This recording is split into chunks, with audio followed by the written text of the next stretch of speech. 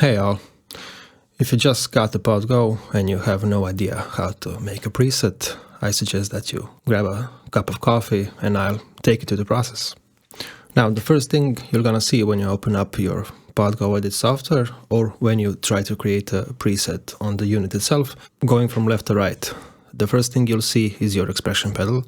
When you start a new preset, the expression pedal and the wah pedal already work. So from the defaults, as you can see now, if I move the pedal with my hand, you can see that the volume is moving. Now if I press down on the pedal, you can see that it switches to a wah pedal now. And by default, it's already assigned to go from 0 to 100%, which means from a fully open wah to a fully closed wah. Now I'm gonna click down on the expression pedal again, and I'm gonna go back to the volume pedal.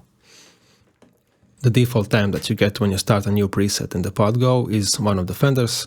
The cab usually follows the amp, so we have a matching cab with this particular amp. The EQ that you get with the default preset is off, and it's assigned to foot switch 1.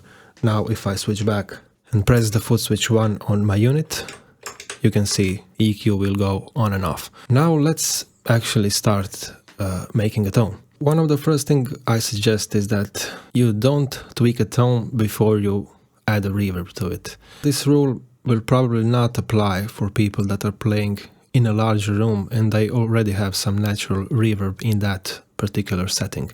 However, if you play the new preset as it comes right out of the box, it has no reverb. And to me, that is the most unnatural sound of a guitar you can possibly hear. I'm gonna just play it as it is now without any reverb added. And I'll disengage the EQ pedal, although it's doing absolutely nothing. All the values are at 0.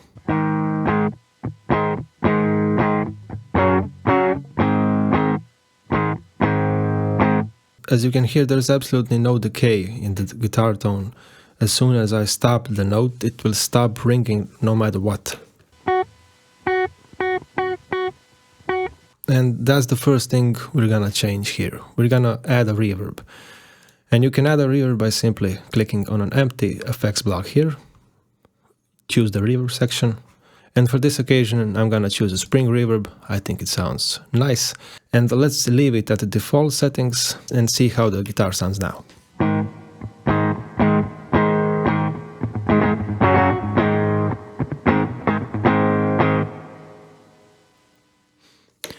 So as you can hear, there is some reverb going on.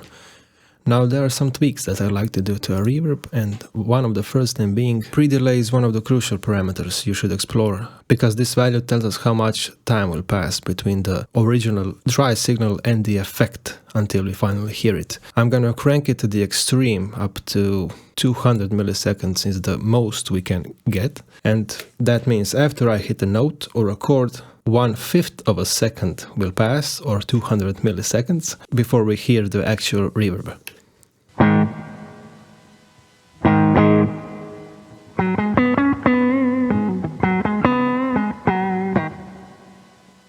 Now if I bring it back to 0,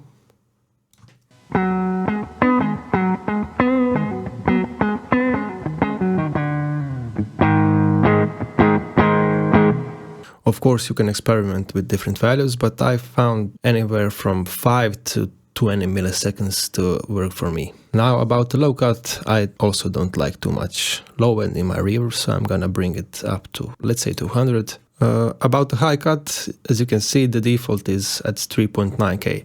For a spring reverb, I like to hear a bit more top end, so I'm gonna bring it up to 6K. And let's check out the reverb now.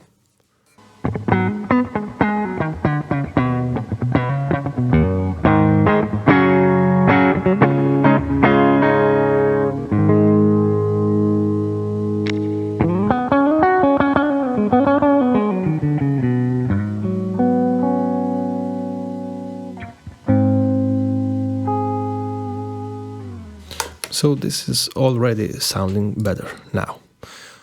Let's use a fuzz.